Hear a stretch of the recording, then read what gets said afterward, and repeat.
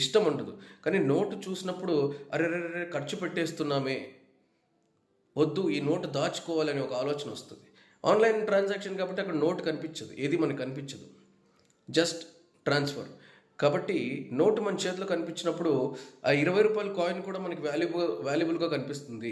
20 దాచిపెట్టుకున్నాం ఈరోజు, అది దేవుడి దగ్గర దేవుడి గూడిలోనో ఎక్కడో పెట్టేస్తాం.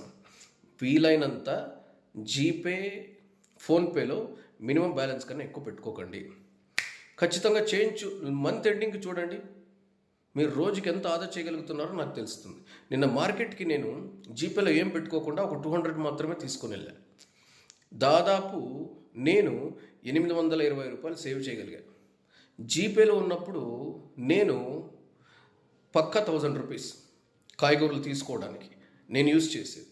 ఎందుకంటే 4 ఐటమ్స్ చెప్తే, ఒక ఫర్ ఎగ్జాంపుల్ ఏదైనా ఒక ఐటమ్ ½ కిలో చెప్తే ½ కిలో తీసుకోవడమో లేదా 1 కిలో తీసుకోవడం.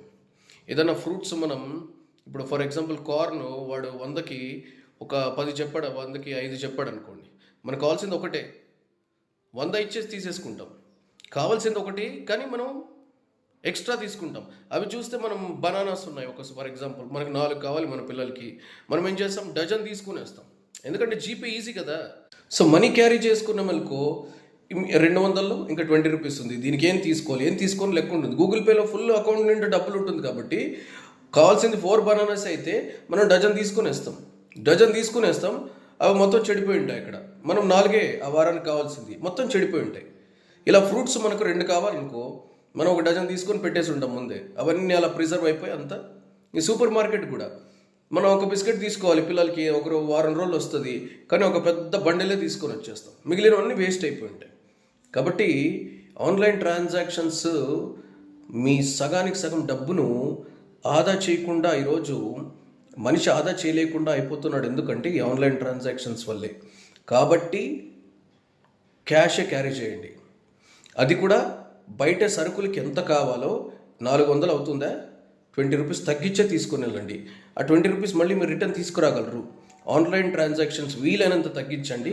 ఆ తగ్గించడానికి ఫస్ట్ బెస్ట్ ఐడియా ఏంటంటే మినిమం బ్యాలెన్స్ కన్నా ఎక్కువ పెట్టుకోకండి. సెకండ్ పాయింట్, మీకు ఎంత కావాలో ఖర్చుకి అంత పాకెట్లో క్యాష్ మాత్రమే తీసుకొని వెళ్ళండి. డబ్బు ఆదా లేకపోతే అప్పుడు అడగండి. This is a very smart technique to save the money. వీలైనంత తక్కువ ఆన్లైన్ ట్రాన్సాక్షన్స్ యూస్ చేయండి. లిమిటెడ్ బ్యాలెన్స్ మాత్రమే ఆన్లైన్లో పెట్టుకోండి. గూగుల్ పే లాంటి వాటిలో మీకు ఎంత ఖర్చు కావాలో అంత క్యాష్ నోటు క్యారీ చేయండి. ఖచ్చితంగా ఆదా చేయకపోతే అప్పుడు అడగండి. ఈ చిన్ని చిట్కా ఫాలో అవ్వండి. మీ డబ్బును మీ ఫ్యూచర్ పిల్లలకి, మీ ఆరోగ్యానికి ఆదా చేసుకోండి.